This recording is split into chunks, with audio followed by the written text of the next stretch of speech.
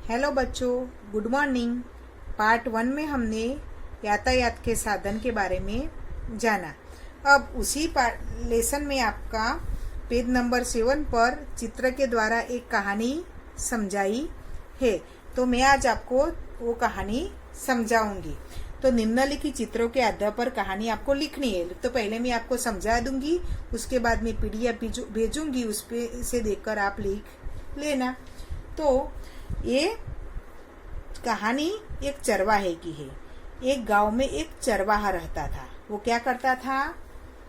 भेड़ बकरियां चराने का काम करता था और उसके द्वारा उसका गुजारा चलता था।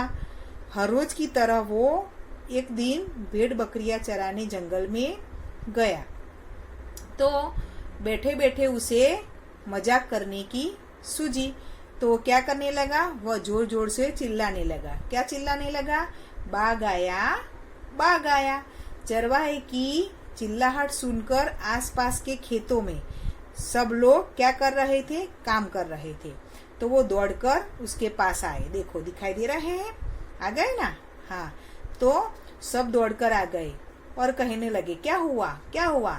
तो वो चरवाहा क्या किया? उसने हंसने लगा और बोला कि मैं तो मजाक कर रहा था।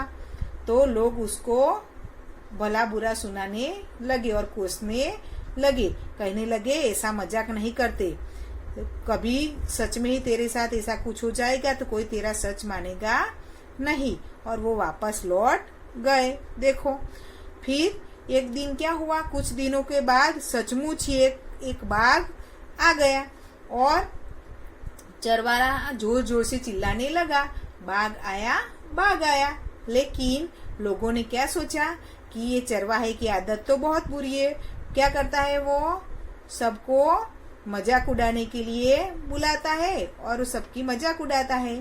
तो वो झूठ बोल रहा है तो उसकी बात कोई भी मानता, जोर जोर से फिर से चिल्लाता है कि बाघ आया, बाघ आया। लेकिन एक बार सबको मजाक का सामना करना पड़ा था, इसलिए सबने उसकी बात को सच नहीं माना और कोई भी उसकी मदद के लिए आया नहीं। और क्या किया? बाघ ने एक भेड़ को उठाकर वो बाघ ले गया। चरवाहा का कहाँ चढ़ गया? पेड़ के ऊपर बैठ गया। नहीं, उसको भी बाघ मार डालता। लेकिन वो ऊपर चढ़ गया, लेकिन उसकी भेड़ तो ऊपर नहीं चढ़ सकती, वो नीचे थी। इसलिए उसकी भेड़ को बाघ ने क्या किया? मार डाला। उसे अपनी बुरी आदत के कारण नुकसान झेलना पड़ा। तो इस कहानी से हमें बच्चों क्या सीख मिलती है? बोलो बच्चों। हाँ, तो हमें कभी भी किसी की साथ झूठ बोलना चाहिए नहीं, ऐसा मजाक करना चाहिए नहीं। कभी आप पर सचमुच में मुसीबत आ जाए तो फिर आपका कोई भी भरोसा करेगा नहीं। तो हमें हमेशा क्या करना चाहिए? सच बोलना चाहिए। उसके बाद पेज नंबर 8, पेज नंबर 8 पर देखिए क्या लिखा है। मातृभाषा में अनुवाद कीजिए। हमारी मातृभाषा कौन सी है बच्चों? बोलिए। हाँ, गुजराती। तो इधर हिंदी में कुछ वाक्य दिए हैं, उसका मातृभाषा में आपको अनुवाद करना यानी मातृभाषा में लिखना है। तो आपको नोटबुक में लिखना है। मैंने तो इधर लिखा, आपको अपनी नोटबुक में लिखना है। पहला वाक्य कौन सा है? कमल हमारा राष्ट्रीय फूल है। तो उसका गुजराती क्या होता है? कमल आपणु राष्ट्रीय फूल छे। क्या लिखना है आपको? कमल आपणु राष्ट्रीय फूल छे। उसके बाद दूसरा वाक्य देखिए क्या लिखा है उसमें। मधुमक्खियां फूल पर बैठती है, यानी मधुमक्खियां ने मधमाखियों, મધમાખીઓ ફૂલ ઉપર બેસે છે। શું થાય ગુજરાતીનું? મધમાખીઓ ફૂલ ઉપર બેસે છે। चलो तीसरा वाला देखिए। मुझे बैलगाड़ी में बैठना पसंद है। बैलगाड़ी એટલે બળદગાડું, આગળ બે બળદ બાંધેલા હોય ને પાછળ ગાડું હોય, એને बैलगाड़ी बोलते हैं उसको हिंदी में। तो મને બળદગાડામાં બેસવું ગમે છે, એનું ગુજરાતી એવું થશે, મને બળદગાડામાં બેસવું ગમે છે। ચલો उसके बाद चौथा वाला, ऑटो रिक्शा के 3 पहिए होते हैं, यानी रिक्शा ने 3 टायर होय 6। समझ में આવી गई बच्चों? सबको समझ में आ गया? तो उसके बाद योग्यता विस्तार, यानी आपको जानने के लिए कुछ गुजराती नाम दिए हैं, उसके आपको हिंदी नाम बताने हैं, यानी देखने हैं, याद करने हैं। सबसे पहले देखिए साइकिल। तो साइकिल को हिंदी में क्या बोलते हैं? साइकिल। ये यातायात के साधन है सभी। इसके गुजराती नाम भी दिए और हिंदी नाम भी दिए। आप एक बार इसको हम देख लेंगे।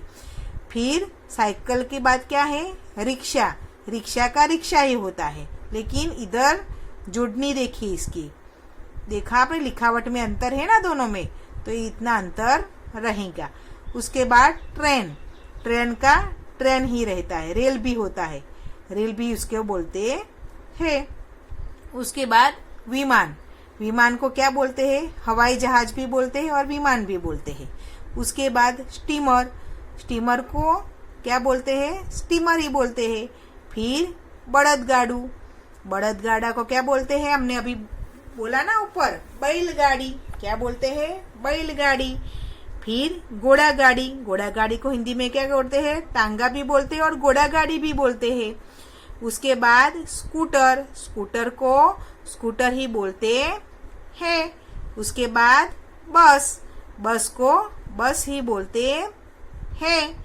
उसके बाद हेलीकॉप्टर। तो हेलीकॉप्टर को हम हेलीकॉप्टर ही बोलते हैं। उसके बाद जहाज। जहाज को जहाज ही बोलते हैं। गाड़ी को हम क्या बोलते हैं? कार या मोटर कार। समझ में आया बच्चों? फिर ऊंट गाड़ी। ऊंट गाड़ी को हम ऊंट गाड़ी ही बोलते हैं। उसके बाद मोटरसाइकिल। तो मोटरसाइकिल को मोटरसाइकिल ही बोलते हैं। तो ये वाला लेसन आपको समझ में अब आ गया होगा। यातायात के साधन कौन से हैं, कौन से जमीन पर चलते हैं, कौन से पानी पर चलते हैं और कौन से हवा में चलते हैं। समझ में आ गया? तो अब हम अगले वीडियो में लेसन नंबर 2 गिनती सीखेंगे। गुड बाय बच्चों।